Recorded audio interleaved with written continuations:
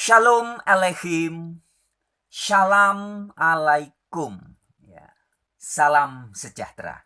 Baik sahabat-sahabat, kembali lagi dalam channel Wartawan Injil. Salah satu channel yang tidak berorientasi untuk monetisasi atau cari uang lewat YouTube, tidak. Tapi visi dan misinya murni adalah pengabaran, pemberitaan, pewartaan hal-hal terkait dengan Injil atau Evangelion atau kabar gembira, kabar baik dari Allah atau Allah.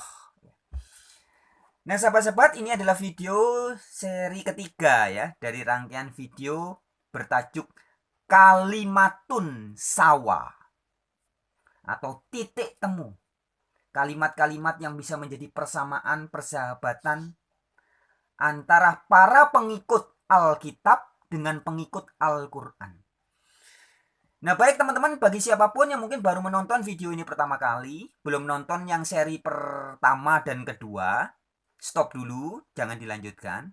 Silahkan ditonton dan dengarkan dulu yang bagian pertama dan kedua dari video Kalimatun Sawa. Nah kalau sudah, baru boleh tonton yang ketiga ini. Supaya apa? Supaya berkesinambungan dan tidak gagal paham. Karena di bagian pertama ada pengantar-pengantarnya. Dan di bagian kedua kemarin juga membahas suatu tema. Nah sekarang kita langsung di bagian ketiga. Sahabat-sahabatku, saya tidak selalu membaca komentar-komentar ya. Jadi kalau ada yang memberi komentar, tidak semuanya saya baca. Jadi mohon maaf sebesar-besarnya kalau ada yang memberi komentar kemudian tidak saya tanggapi. Tetapi kemarin saya sempat melihat sedikit sepintas ada yang memberi komentar kira-kira begini, mengatakan bahwa pekabaran seperti yang saya sampaikan ini, terkhusus tentang tema Kalimatun Sawa atau titik temu, titik persahabatan antara Alkitab dan Al-Quran, tema ini bisa jadi dianggap lebih berbahaya daripada seorang Ustadz Yahya Waloni bagi orang-orang yang bergereja atau orang-orang yang menyebut diri sebagai kekristenan. Kira-kira seperti itu ya. Kata-katanya tidak persis seperti itu, tapi maknanya kira-kira dari komentar itu menyampaikan begitu. Jadi dianggap saya sebagai pewarta Injil melalui channel Wartawan Injil ini dianggap bisa jadi dianggap lebih berbahaya daripada Yahya Waloni. Mengapa? Karena dikatakan oleh orang dalam komentar itu bahwa jika Yahya Waloni kan sudah keluar dari kekristenan. Nah, sedangkan saya, wartawan Injil, berada dalam dunia Kristen. Tetapi banyak sekali video-video pewartaan-pewartaannya yang mengkritisi kekristenan itu sendiri. Nah, sahabat-sahabat, ini perlu saya sampaikan ya sebelum kita masuk ke tema Kalimatun Sawa nanti. Sebagai pengantar saja, bahwa ya, mengapa saya sebagai pengikut Kristus kok harus banyak mengkritisi dalam tubuh gereja atau tubuh kekristenan sendiri ketimbang yang di luar Kristen. Ya. Alasan yang utama adalah sebenarnya saya jadi pewarta Injil ini bukan keinginan pribadi saya. Saya inginnya berbisnis. Saya kan tukang masak ini ceritanya. Saya ingin berbisnis yang ada hubungannya dengan restoran, villa-villa, hotel dan sebagainya, menjadi tukang masak. Tetapi berulang kali, ya jadi bukan sekali dua kali, berulang kali, berkali-kali, Roh Kudus mengingatkan saya bahwa kamu harus fokus menghabiskan sisa hidupmu untuk menjadi pewarta Injil, pengabar Injil. Karena tidak ada pekerjaan lagi yang lebih penting dan lebih mulia dan lebih hebat yang perlu kamu lakukan di dunia ini, pekerjaan apapun juga, selain menjadi wartawan Injil, pekabar Injil. Karena Injil berhubungan dengan kehidupan kekal. Kalau kamu sukses di dunia dengan bisnis, dengan profesi duniawi, itu efeknya hanya sedikit, hanya hal-hal yang remeh-temeh, hal-hal materi dunia saja. Tapi menjadi pewarta Injil ini ada hubungannya dengan kehidupan kekal selama-lamanya. Nah, jadi saya menjadi pewarta Injil. Itu adalah atas perintah dari Bapa atau Allah atau Yahwa sendiri. Dalam doa-doa pagi saya sering sekali diberitahu, bolak-balik, bukan sekali, dua kali, lebih dari 10 kali. Diingatkan terus-menerus. Itu alasan yang pertama. Nah, kemudian alasan yang kedua, mengapa saya lebih banyak mengkritisi kekristenan? Ya. Karena guru saya, yaitu Yesus Kristus, ya, Yohanes 13 ayat 13. Guru saya, guru dan tuan saya adalah Yesus Kristus. Guru dan tuan saya itu memberitahu saya, sebagaimana tertulis di dalam Injil, dikatakan bahwa jangan kamu melihat selumbar di mata orang lain, tetapi balok gede di depan matamu sendiri tidak kamu lihat. Ketika saya membaca itu, kemudian apa maksudnya Tuhan? Tuhan Yesus dan Allah Bapa melalui kuasa Roh Kudusnya memberitahu saya bahwa kamu kalau memberitakan Injil, lebih dulu khususkan kepada orang-orang dalam dunia gereja dan kekristenan. Mengapa? Jadi jangan melihat kekeliruan-kekeliruan atau mengkritik-kritik agama lain, agama Islam, agama Hindu, agama Buddha, Konghucu, agama kejawen dan sebagainya. Jangan. Tapi fokus lebih dulu. Kamu harus berani melihat balok yang ada dalam dunia kekristenan dulu, ketimbang kamu melihat selumbar-selumbar di mata agama lain. Jadi apalagi kamu tidak boleh melihat kesalahan yang besar dalam agama-agama lain. Karena yang selumbar saja jangan kamu lihat, apalagi yang besar. Yang perlu kamu lakukan adalah membongkar balok yang ada di dalam kekristenan sendiri. Baru kalau kamu sudah bisa membongkar, mengakui kebobrokan di dalam dunia gereja dan kekristenan, kamu akan melihat dengan jelas mana-mana yang kurang tepat dalam agama-agama lain. Tapi lihat dulu balok di depan matamu. Nah, ini kalau dalam itu bahasa Alkitab ya. Kalau dalam bahasa peribahasa bahasa Indonesia ada frase mengatakan, jangan melihat kuman di seberang lautan, sementara gajah di depan mata tidak lihat. Atau kuman di seberang lautan tampak, gajah di pelupuk mata tidak tampak. Jadi itu seperti perkataan Yesus di Alkitab. Kalau di Alkitab Yesus mengatakannya, mengapa selumbar di mata saudaramu kamu lihat, tapi balok di depan matamu nggak kamu lihat. Nah, kemudian Roh Kudus memberitahu saya, ada banyak sebenarnya balok di dalam dunia gereja dan kekristenan yang harus dibongkar. Apa? Ada banyak, tapi salah satunya yang penting adalah doktrin Trinitas. Jadi doktrin Trinitas ini menjadi tembok penghalang, pengrusak hubungan antara manusia dengan satu-satunya Allah yang benar. Juga hubungan antara religion, agama satu dengan agama yang lain. Nah, ini harus dibongkar.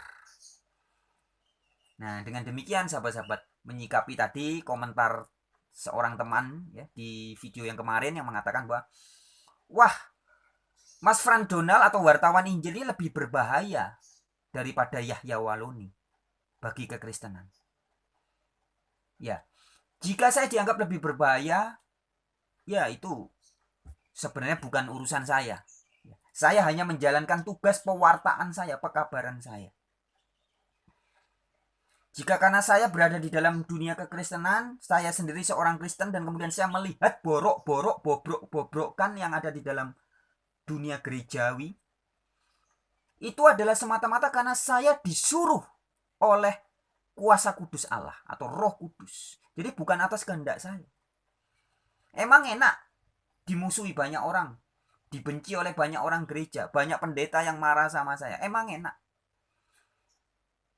Tetapi masalahnya adalah saya lebih mendengarkan suara Roh Kudus daripada perkataan-perkataan orang tentang saya. Jadi seperti itu ya teman-teman, sahabat-sahabatku. Bahwa memang saya harus berani membongkar balok yang ada di dalam kekristenan sendiri.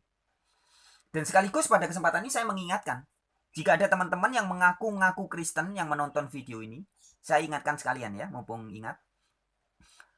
bahwa janganlah teman-teman suka lebih banyak mengkritik atau melihat kesalahan-kesalahan yang ada di agama lain. Entah itu agama Konghucu, Buddha, Hindu, Kejawen, agama-agama yang ada di Indonesia ya, atau Islam dan sebagainya.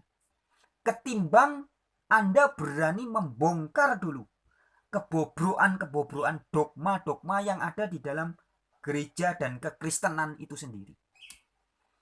Kalau Anda sudah berani membongkar kebobroan gereja dan kekristenan, baru boleh dan akan melihat dengan jelas, kata Yesus.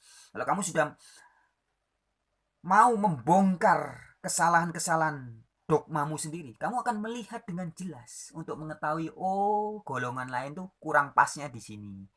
Agama Hindu tuh kurang pasnya di sini. Agama Buddha kurang pasnya di sini. Agama Islam kurang pasnya di sini. Akan ketahuan. Tetapi kalau kamu belum berani membongkar kebobroan-kebobroan yang ada dalam agamamu sendiri, jangan harap kamu bisa melihat kebenaran. Jangan harap kamu mau coba-coba melihat selumbar kesalahan yang kecil yang ada di dalam agama lain. Jadi bongkar dulu balok di depan matamu. Bongkar dulu dogma-dogma yang tidak alkitabiah di dalam kekristenan. Baru kamu boleh membicarakan yang non Kristen. Kira-kira seperti itu yang Roh Kudus sampaikan kepada saya. Nah, baik sahabat-sahabat, kita langsung masuk kepada tema ya. Kalimatun sawa. Nah, baik, pada kesempatan ini saya ingin membahas tentang apa kata Kitab Taurat Musa, Injil Yesus Kristus, Perjanjian Baru, maupun Al-Quran tentang Allah, tentang Yahwa, atau yang oleh Yesus disapa sebagai Bapa. Saya mulai dari Yesus dulu. Di dalam Yohanes 17, ya, Injil Yohanes 17 ayat 1 sampai ayat 3. Sudah sangat jelas Yesus mengatakan bahwa kunci hidup kekal adalah mengenal satu-satunya Allah yang benar. Dan Yesus pada satu menunjuk kepada Bapa yang di sorga. Karena di ayat itu dikisahkan Yesus berdoa kepada Bapa di sorga, menengadah tangan ke langit dan berkata, Engkaulah satu-satunya Allah yang benar. Jadi Allah yang disampaikan oleh Yesus Kristus ada berapa? Satu. Kalau dalam bahasa Yunaninya ayat itu ton monon aletinon theon. The only true God. Atau satu-satunya God, satu-satunya Theos, satu-satunya Allah yang benar.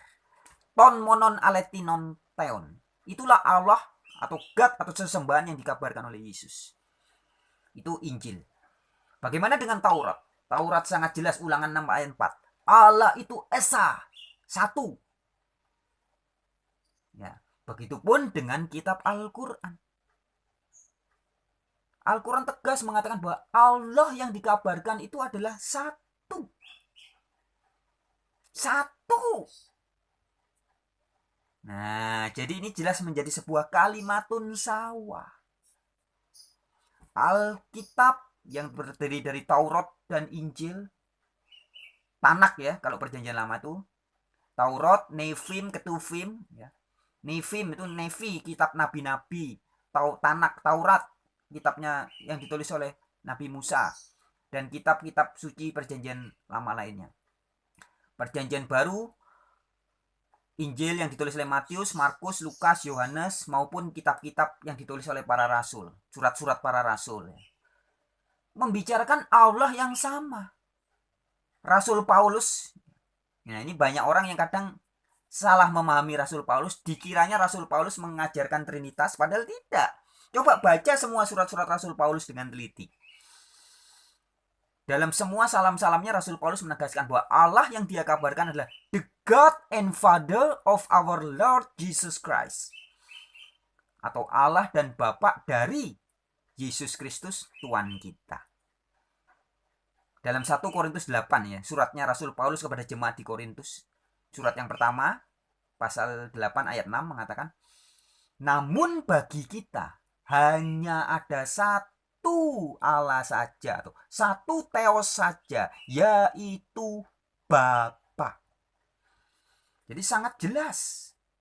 Theos yang dikabarkan Rasul Paulus hanya satu, yaitu Bapa. Sama persis dengan yang dikabarkan oleh Yesus. Nah, sama juga yang dikabarkan Nabi Musa, sama juga yang dikabarkan Nabi Muhammad dan tertulis di dalam Al-Quran. Jadi sangat jelas ketika berbicara tentang Allah, baik Taurat, Injil, Al-Quran, itu klop bicara bahwa Allah itu esa, satu. Ya. Nah, lalu bagaimana dengan Isa Al-Masih atau Yesus Kristus? Jadi sahabat-sahabat, sebenarnya yang sering menjadi titik konflik antara pembaca Al-Quran dengan pembaca Alkitab. Sekali lagi saya tegaskan ya, pembaca Al-Quran dengan pembaca Alkitab. Saya tidak menyebutkan agama Islam dan agama Kristen, tidak. Karena saya tidak bicara agama ini. Karena kalau sudah bicara agama, kekristenan sendiri yang ngaku-ngaku agama Kristen itu banyak sektornya. Ngaku pembaca Alkitab, ngaku agama Kristen. Tapi beda-beda pemahaman. Demikian juga saudara-saudari kita yang mengaku sebagai pengikut Al-Quran, itu bisa menjadi banyak sektor. Maka saya tidak membahas itu. Saya membahas adalah menitik beratkan kepada pembaca Alkitab dan pembaca Al-Quran. Jadi titik beratnya adalah Alkitab dan Al-Quran, bukan pengikutnya. Bisa dipahami ya teman-teman. Bukan pengikutnya. Saya tidak bicara pengikutnya. Tapi saya bicara tentang Alkitabnya dan Al-Qurannya. Nah, jadi banyak terjadi perselisihan di dalam dunia keberagamaan antara pembaca Alkitab dan pembaca Al-Quran. Itu titiknya biasanya ketemunya yang menjadi konflik pada titik ketika membicarakan Yesus Kristus atau Isa Al-Masih. Ini sebenarnya titik konfliknya. Ratusan bahkan ribuan tahun. Ketika membahas Isa Al-Masih atau Iso Kristo atau Yeshua Hamashiach. Nah, maka karena sering menjadi pembicaraan, kemudian orang berkata, wah, Isa di Al-Quran itu beda dengan Yesus Kristus di Alkitab. Nah, sebenarnya pendapat-pendapat yang mengatakan bahwa Yesus Kristus itu beda dengan Isa Al-Masih, itu hanyalah pendapat dari orang-orang yang sama sekali belum paham kitab suci maupun belum paham segi bahasa. Ya, karena Isa atau bahasa Aramik Ibraninya itu Iso Hamashiach, Isa Al-Masih. Sama. Beda pelafalannya aja. Di Ibrani Iso, di Arab menjadi Isa. Sama seperti Shalom. O-nya di Arab menjadi A, Hamzah. Shalom menjadi salam. Iso menjadi Isa. Sama. Nah, tapi kemudian ketika ada orang-orang yang memahami sosok Yesus Kristus secara berbeda, itu bukan berarti Yesus Kristusnya berbeda dengan Isa Al-Masih, bukan. Demikian juga jika ada orang-orang yang memahami bahwa Isa Al-Masih itu berbeda dengan Yesus Kristus. Nah, sebenarnya yang berbeda itu pemahaman orangnya, bukan sosok Isa Al-Masih dan Yesus Kristusnya, bukan. Yang beda itu cara orang memahaminya, bukan pribadi Yesus Kristus dan Isa Al-Masihnya, bukan. Nah, intinya yaitu tadi sudah saya singgung tentang Trinitas ya. Orang-orang yang mengaku pengikut Alkitab tidak sedikit yang mengatakan bahwa Yesus Kristus adalah Allah yang Maha Kuasa yang menjelma menjadi manusia.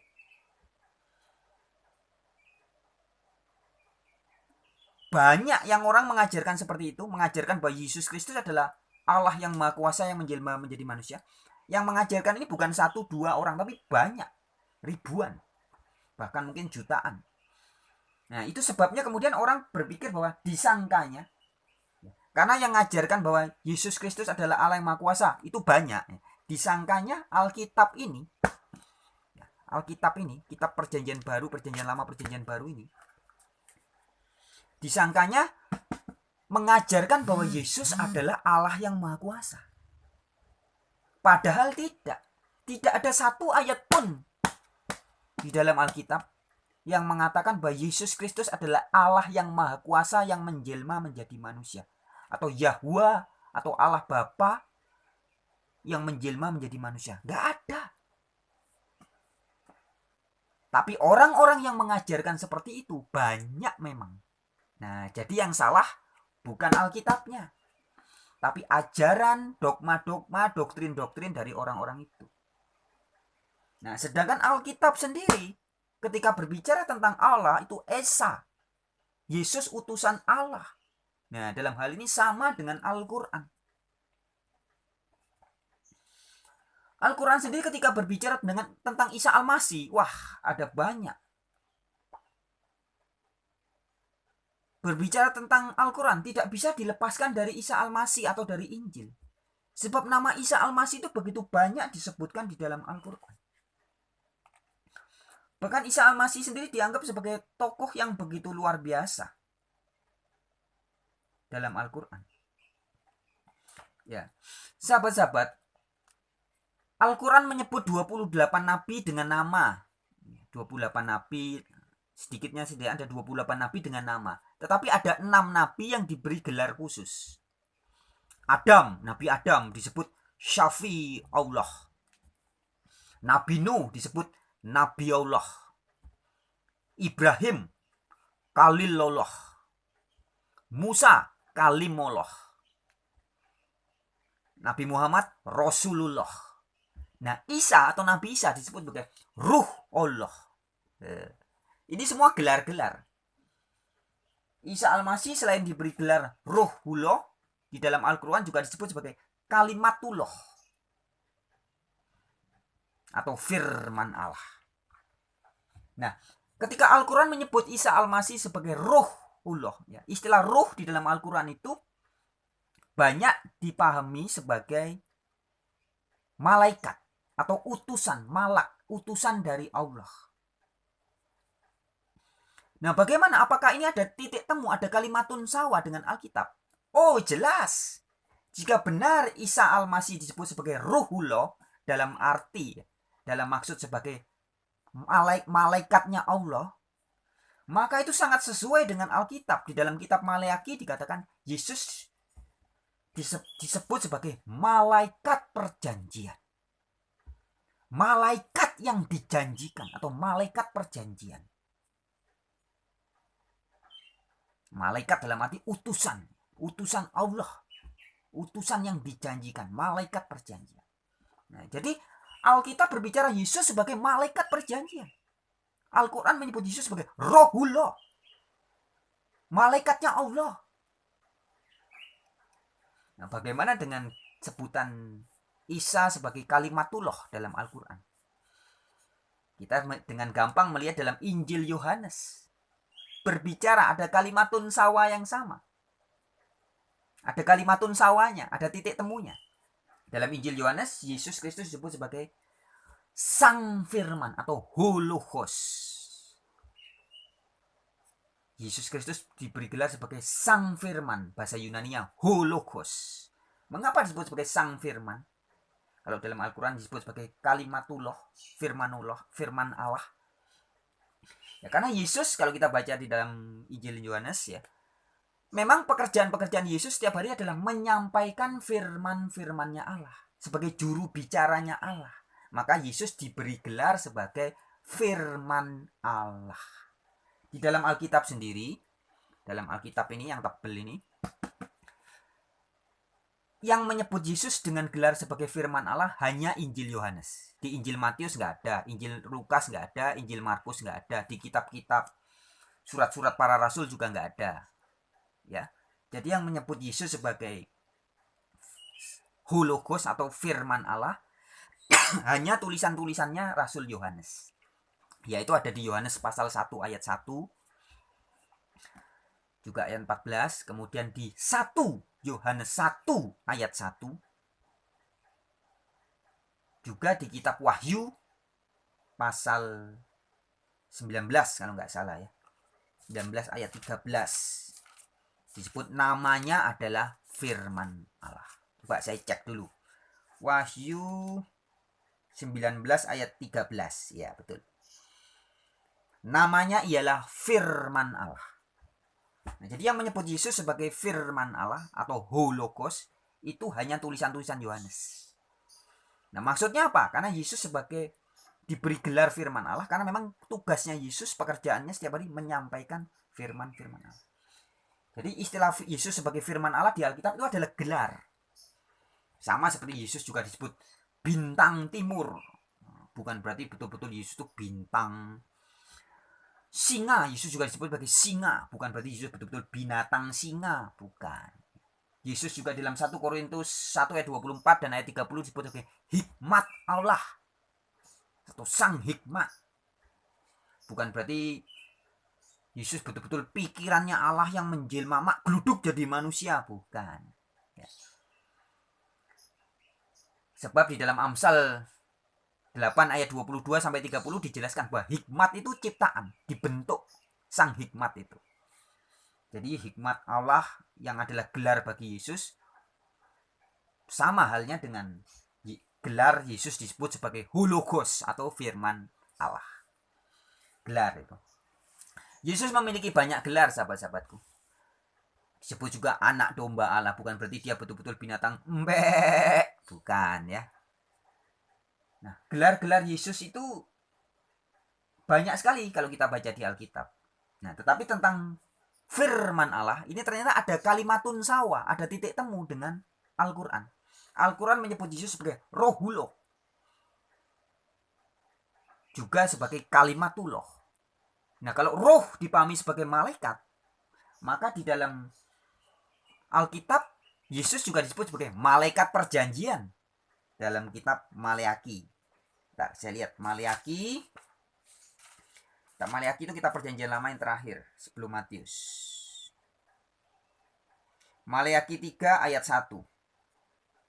Ya, itu menunjuk kepada Yesus disebut sebagai malaikat perjanjian. Nah, jadi dalam hal ini ketika bicara tentang Isa Al-Masih atau Yesus Kristus, jelas sebenarnya kalau kita bacanya jujur ya. Dalam konsep pikiran kita, dalam benak kita belum ada dogma-dogma, belum ada doktrin-doktrin. Ketika kita membaca kan terang benderang. Oh iya, Yesus sebut malaikat perjanjian dalam Alkitab. Dalam Al-Quran Yesus disebut sebagai rohullah, ruhnya Allah. Ruh artinya maksudnya adalah malaikatnya Allah. Kemudian di Al-Quran Yesus disebut sebagai kalimatullah atau firman Allah. Di Alkitab Yesus juga disebut firman Allah. Loh, sama toh. Berarti Yesus bukan Allah yang maha kuasa dong? Ya jelas bukan. Kalau kita baca Al-Quran, kita baca Injil, kita baca Taurat. Yesus bukan Allah yang menjelma menjadi manusia. Jadi yang mengatakan bahwa Yesus adalah Allah yang menjelma menjadi manusia, itu sama sekali bukan Injil, bukan Alkitab. Ini penting sahabat-sahabat. Karena begini, saking banyaknya orang yang menyebut diri sebagai Kristen atau ngaku-ngaku pendeta, ngaku-ngaku pengajar agama Kristen, tapi gencar mengabarkan bahwa Yesus adalah Allah yang menjelma menjadi manusia. Nah, saking banyak orang berkata begitu, disangkanya bahwa kitab suci yang dipegang orang Kristen mengajarkan seperti itu. Padahal tidak. Nah, jadi ini harus dibedakan ya antara pengikut Alkitab dengan Alkitab. Nggak sama. Alkitab tidak pernah berkata bahwa Yesus adalah Allah yang maha kuasa yang menjelma menjadi manusia. Tidak pernah. Tapi ada orang-orang yang menyebut diri sebagai pengikut Alkitab, pembaca Alkitab, kemudian gembar-gembor mengklaim bahwa Yesus adalah Allah yang maha kuasa yang menjelma menjadi manusia. Jangan dianggap bahwa orang-orang itu mendapat doktrin itu dari Alkitab. Bukan. Sedangkan Alkitab sendiri tegas mengatakan bahwa Yesus adalah utusan dari Allah yang maha kuasa itu. Yang oleh Yesus disapa sebagai Bapakku. Yang oleh Yesus dalam Yohanes 20 ayat 17, Bapa atau Allah itu diidentifikasi sebagai Aku akan pergi kepada Bapakku dan Bapakmu, Allahku dan Allahmu. Jadi pada saat Yesus mau terangkat ke surga, Yesus berkata ke depan murid-muridnya, Yohanes 20 ayat 17, aku akan pergi kepada Allahku dan Allahmu. Dan benar kemudian Yesus pergi. Dan setelah di surga, Yesus memberi wahyu, ngutus malaikatnya. Yesus ngutus malaikat untuk menyampaikan wahyu kepada Yohanes. Saya bacakan ya, ini tertulis dalam kitab Wahyu. Wahyu pasal 1 ayat 1. Inilah wahyu Yesus Kristus yang dikaruniakan Allah kepadanya. Nah, jadi Yesus mendapat wahyu dari Allah, dikaruniakan Allah. Yesus diberi wahyu dari Allah. Kemudian oleh Yesus mengutus malaikatnya. Malaikat menyampaikan kepada Rasul Yohanes. Itulah runtutan penulisan wahyu. Saya bacakan ya. Inilah wahyu Yesus Kristus yang dikaruniakan Allah kepadanya, supaya ditunjukkannya kepada hamba-hambanya apa yang harus segera terjadi. Dan oleh malaikatnya yang diutusnya. Nah, jadi Allah Bapa memberi wahyu kepada Yesus. Yesus mengutus malaikatnya. Kemudian ia telah menyatakannya kepada hambanya Yohanes. Nah, malaikat nyampe ke Yohanes. Yohanes telah bersaksi tentang firman Allah dan tentang kesaksian yang diberikan oleh Yesus Kristus, yaitu segala sesuatu yang telah dilihatnya. Di ayat keempat, dari Yohanes kepada ketujuh jemaat di Asia Kecil. Jadi runtutan kitab Wahyu itu jelas. Wahyu dari Allah Bapa, Allahnya Yesus. Ini Yesus sudah di surga. Sudah di surga, Yesus memiliki Allah. Allah memberikan wahyu kepada Yesus. Yesus menyampaikan pada malaikat. Malaikat menyampaikan ke Yohanes. Yohanes kepada 7 jemaat di Asia Kecil. Nah, kemudian di Wahyu pasal 2 ayat 18 misalkan juga dikatakan, inilah firman anak Allah. Nah, jadi Yesus ketika di surga tetap sebagai anaknya Allah, bukan sebagai Allah yang maha kuasa. Di Wahyu 3 ayat 12 Yesus juga berkata, barang siapa menang ia akan kujadikan soko guru di dalam bait suci Allahku. Tuh. Dan ia tidak akan keluar lagi dari situ, dan padanya akan kutuliskan nama Allahku, nama kota Allahku, yaitu Yerusalem yang baru yang datang dari Allahku, dan namaku yang baru. Jadi saat di surga Yesus tetap memiliki Allah, memiliki sesembahan, memiliki theos. Jadi sangat jelas Alkitab ini, sangat terang benderang kalau kita bacanya jujur. Yesus atau Isa Al-Masih yang bergelar firman Allah atau kalimatullah itu juga bergelar sebagai singa, bergelar sebagai hikmat Allah, bergelar sebagai anak domba, bergelar sebagai bintang timur. Wah, apalagi banyak gelarnya Yesus ya. Dia sebelum jadi manusia dia adalah anaknya Allah. Istilahnya Alkitab menyebut sebagai malaikat perjanjian. Pada saat jadi manusia dia anaknya Allah. Nah, setelah bukan manusia lagi ketika di surga, dia tetap posisinya sebagai anaknya Allah. Nah, istilah anak, nah mungkin teman-teman bertanya, loh kalau di Al-Quran kan lam yalid walam yulad, Allah tidak beranak dan tidak diperanakkan. Betul, tapi itu konteksnya bicara tentang apa? Itu bukan bicara dalam konteks bahasa dan budaya Yahudi. Teman-teman bisa buka di dalam kitab Mazmur ya. Gunung-gunung diperanakkan. Bumi dan dunia dilahirkan oleh Allah. Jadi yang menjadi anak Allah dalam bahasa budaya Yahudi itu bukan cuma Yesus. Anak Allah itu ada banyak. Di dalam kitab Mazmur juga dikatakan malaikat-malaikat surga, penghuni-penghuni surga adalah anak-anak Allah yang maha tinggi. Jadi arti anak itu ya sama seperti itu, gunung dilahirkan. Bumi dan dunia diperanakkan. Jadi artinya ciptaan. Itu sebabnya di dalam Al-Quran, di dalam surat Asy-Syu'ar ya. Saya agak lupa ayatnya, tapi dalam surat Asy-Syu'ar dikatakan bahwa jika Allah hendak mengambil anak, dia akan mengangkat dari antara ciptaan-ciptaannya. Nah, jadi artinya sebenarnya istilah anak Allah itu ya ciptaan Allah gitu loh. Bukan Allah kawin mawin, bukan begitu. Maka Al-Quran benar ketika berkata lam yalid walam yulad. Atau apa? Allah tidak beranak dan tidak diperanakkan dalam makna secara fisik, secara lahiriah tidak. Jadi konteksnya berbeda. Ketika Al-Quran berkata bahwa Allah tidak beranak dan tidak diperanakkan, itu bicara dalam konteks membahas tentang membedakan dengan dewa-dewa paganisme yang Allah dewa ini kawin dengan dewa ini punya anak. Nah, maka ketika membahas itu, ayat itu mengatakan bahwa Allah tidak beranak dan tidak diperanakkan. Tapi bukan berbicara dengan istilah anak Allah dalam konteks Yahudi, bukan. Karena konteks Yahudi, anak Allah itu adalah ciptaan Allah. Bumi, anaknya Allah. Gunung dan alam semesta dilahirkan oleh Allah. Artinya diciptakan.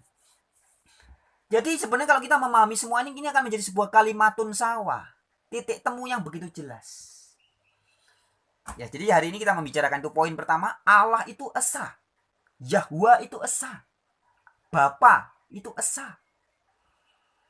Di Injil disebut Bapa atau Allah juga. Di Taurat disebut sebagai Yahwa. Juga dalam kitab-kitab perjanjian lama disebut sebagai Bapa. Yahwa adalah Bapa kami dikatakan. Yang di dalam Al-Quran disebut sebagai Allah Subhanahu wa Ta'ala. Subhanahu wa Ta'ala artinya yang maha tinggi dan maha suci. Siapa yang maha tinggi dan maha suci? Dialah Yahwa. Yang oleh Yesus disapa sebagai Bapakku dan Bapakmu. Jadi Yahwa atau Allah Subhanahu wa Ta'ala itu bukan cuma Bapaknya Yesus. Tapi Yesus juga bilang Bapakku dan Bapamu.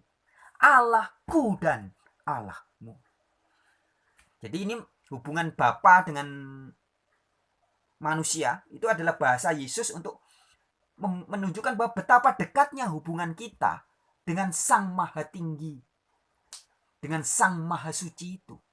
Kalau kita sudah hubungannya dekat, hubungannya itu seperti bapak dengan anak. Maka di Alkitab dikatakan kamu bukan lagi hamba, tapi bapa dengan anak, sehingga mendapat waris-waris surga. Itu yang pertama. Yang kedua tadi juga kita sudah bicara tentang Isa Al-Masih. Ya. Bahwa Isa Al-Masih sebenarnya sama dengan Yesus Kristus. Isa Al-Masih dalam Al-Quran sama juga dengan Yesus Kristus dalam Alkitab. Bahwa Yesus Kristus atau Isa Al-Masih adalah bergelar Kalimatullah dalam Al-Quran, firman Allah dalam Alkitab, Rohullah dalam Al-Quran, malaikat perjanjian dalam Alkitab. Kalimatun sawah. Titik temu lagi. Ya. Kemudian Alkitab baik perjanjian lama maupun perjanjian baru tidak ada satupun mengajarkan Allah itu trinitas atau Allah itu 3 pribadi, nggak pernah. Al-Quran juga tegas mengatakan Allah itu tidak trinitas. Bahkan Al-Quran tegas mengatakan kufur atau tertutup. Kafir itu artinya tertutup dari kebenaran. Tertutuplah kamu dari kebenaran. Orang-orang yang mengatakan bahwa Isa Al-Masih adalah Allah yang Maha Kuasa. Ya.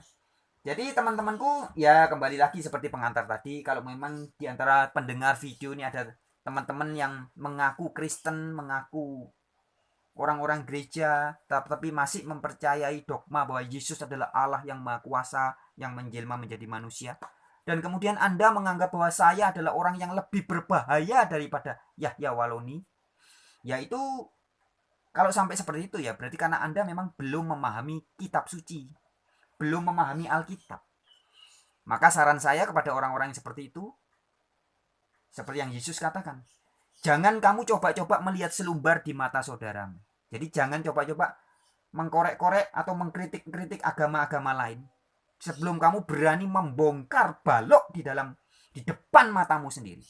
Atau balok atau kekeliruan-kekeliruan dogma yang ada dalam dunia kekristenan sendiri. Kita harus berani jujur, sahabat-sahabatku. Yesus berkata, jika ya katakan ya, jika tidak katakan tidak. Jadi kalau saya berikan ilustrasi ya, maaf ya. Kalau keringat saya bau, ketiak saya dan keringat saya bau, ya saya harus mengatakan, saya pakai minyak wangi. Ya ini saya ambil minyak wangi. Saya pakai minyak wangi ini karena badan saya bau. Nah, apakah ketika saya berkata seperti itu saya sedang menghina diri saya sendiri? Oh tidak. Ketika saya mengatakan bahwa badan saya memang bau, keringat saya memang bau, maka saya mandi setiap hari biar tidak bau. Maka saya pakai minyak wangi biar nggak bau. Itu adalah ketika saya berkata jujur. Bukan dalam rangka menghina diri saya sendiri. Begitupun ketika saya mengatakan bahwa dalam dunia kekristenan, dogma-dogma kekristenan, faktanya memang banyak doktrin-doktrin yang sesat, yang tidak alkitabiah, bahkan bobrok. Itu bukan berarti saya sedang menyerang Kristen. Bukan. Justru saya mengembalikan makna Kristen yang alkitabiah. Baik sahabat-sahabat, kira-kira demikian ya untuk sesi yang ketiga ini. Sampai jumpa di kesempatan-kesempatan yang berikutnya. Ingat, kalimatun sawah. Titik temu. Ya ini sudah bukan zamannya lagi. Sebelum saya tutup ya, maaf, saya buka lagi dikit. Jadi, banyak hari ini orang-orang yang lebih suka mencari-cari perbedaan, pertikaian, perselisihan. Nah, orang-orang yang seperti itu tentu memang akan merasa bahwa pekabaran saya ini, ini berbahaya buat mereka. Mengancam pemberitaan-pemberitaan mereka. Mereka yang suka mengatakan bahwa pokoknya Alkitab beda dengan Al-Quran. Nah, dengan adanya pekabaran saya ini, mereka merasa doktrinnya sangat terancam. Dan bagi mereka, saya bisa dianggap sebagai orang yang berbahaya. Tetapi Roh Kudus selalu mengingatkan saya, Yesaya 2 ayat 22 dan Yeremia 17 ayat 5. Jangan berharap kepada manusia. Jadi jangan peduli apa kata manusia. Sebab urusan pewartaan Injil ini, urusan pekabaran yang saya sampaikan ini urusan antara warta kerajaan Allah. Urusan perkara Allah. Bukan urusan dengan manusia. Urusan dengan manusia ini kan paling cuma 10-20 tahun, berapa puluh tahun lagi paling banter. Tapi ini perkara kehidupan kekal. Baik sahabat-sahabat, sampai jumpa di kesempatan yang berikutnya. Shalom. Shalom.